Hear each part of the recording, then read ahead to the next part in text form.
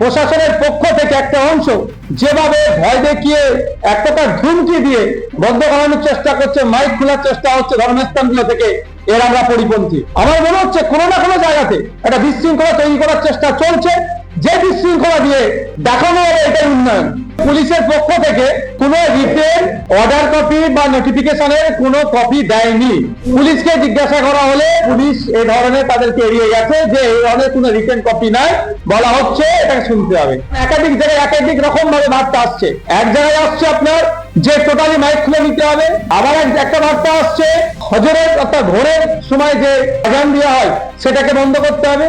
আমাদের স্পষ্ট ভাবে আমরা জানতে চেয়েছি ডিজিপি স্যারের কাছে যে অ্যাকচুয়াল আপনাদের নির্দেশিকা কি আছে। যদি এই ধরনের কিছু নির্দেশিকা থাকে আমাদেরকে প্রোভাইড করুন এবং প্রত্যেকটা মসজিদ কমিটিকে প্রোভাইড করে দিন। চাপিয়ে দেওয়ার যে চেষ্টা চলছে এর বিরুদ্ধে আমি খুবই তাড়াতাড়ি কলকাতা হাইকোর্টে যাচ্ছি।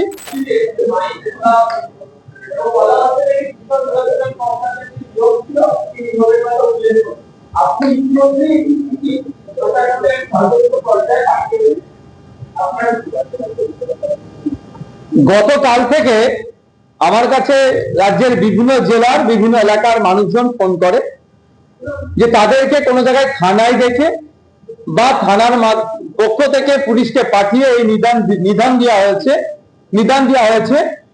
যে মাইক খুলে নিতে হবে।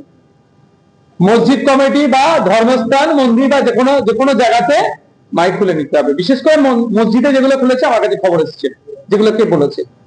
আবার জানতে চেয়েছি কিন্তু পুলিশের পক্ষ থেকে কোনো রিটেন অর্ডার কপি বা নোটিফিকেশনের কোনো কপি দেয়নি। পুলিশকে জিজ্ঞাসা করা হলে পুলিশ এই ধরনের তাদেরকে এড়িয়ে গেছে যে এই ধরনের কোনো রিটেন কপি নাই, বলা হচ্ছে এটাকে শুনতে হবে। কিন্তু এটা ব্যাপারে হয় না। আমরা দূষণ নিয়ন্ত্রণের পক্ষে বারবার, পলিউশন কন্ট্রোলের পক্ষে আমরা, পলিউশন হোক, সাউন্ড পলিউশন হোক, আমরা কোনোভাবেই চাই না। কিন্তু এটা একবার না একাধিকবার কলকাতা হাইকোর্ট থেকে সুপ্রিম কোর্ট পর্যন্ত মামলা গড়িয়েছে। স্পষ্ট ভাবে সেখানে গাইড করে দেওয়া হয়েছে যে কোন জায়গায় কত ডেসিবেল সাউন্ড বাজাতে পারে। পশ্চিমবঙ্গের দূষণ পরিষদ বলুন বা যে আইন আছে 2000-এর আইনের পরিপ্রেক্ষিতে 4টে ক্লাস করা আছে, 4টে পার্ট করা আছে: industrial area, commercial area, residential area, silence area বা জোন, যেটা কি বলুন। যে নিয়ম নির্দেশিকা আছে দিনের জন্য তথা সকাল 6টা থেকে রাত 10টাকে দিন বলা হচ্ছে এই আইনের পরিপ্রেক্ষিতে, রাত 10টা থেকে সকাল 6টাকে বলা হচ্ছে রাত। কত ডেসিবেল বাজানো যাবে নির্দিষ্ট ভাবে করা আছে।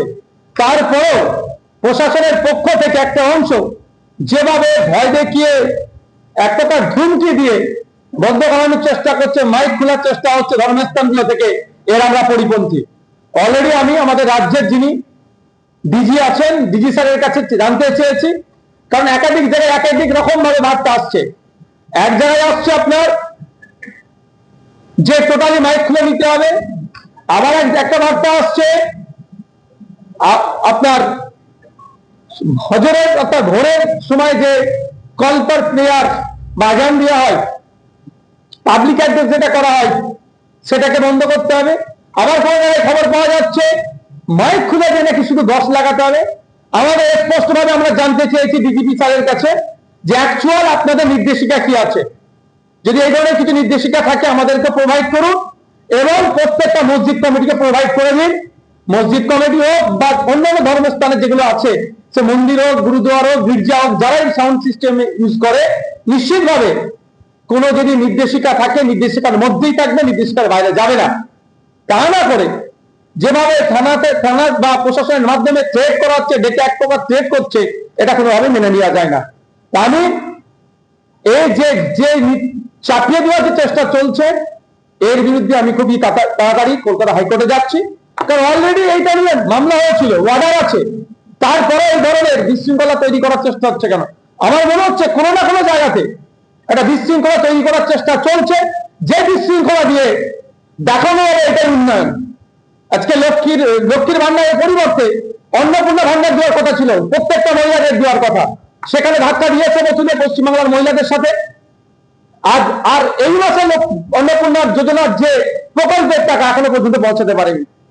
শুধু তাই নয়, দিল্লির মতো পেট্রোল ডিজেলের দাম হওয়ার কথা বলেছিল, 450 টাকায় গ্যাস পাওয়ার কথা বলেছিল, 200 ইউনিট বিদ্যুৎ ফ্রির কথা বলেছিল, সে কথা প্রমিস করেছিল, ম্যাক্সিমামটা ফেল করছে। তাহলে জনমানুষের যে ক্ষোভের সঞ্চয় হয়েছে, ক্ষোভের সৃষ্টি হয়েছে, আমার মনে হয় কোনো না কোনো সেই কখন তাসনিমাকে ডেকে নিয়ে সেই ক্ষোভটাকে প্রশমিত করার চেষ্টা করেছিল। সমগ্র মুসলিম সমাজের মানুষ তাসনিমাকে পাত্তাই দেয়নি, সেটা ওষুধটা হয়তো কাজ হয়নি। তাহলে আমার মনে হচ্ছে নতুন করে একটা বিশৃঙ্খলা তৈরি করার জন্য অপচেষ্টা চলছে। শুধু তাই নয়, আর্টিকেল 14, 19, 21, 25 থেকে 28 সরাসরি ভায়োলেশন হচ্ছে এটা চাপিয়ে দেওয়ার জন্য।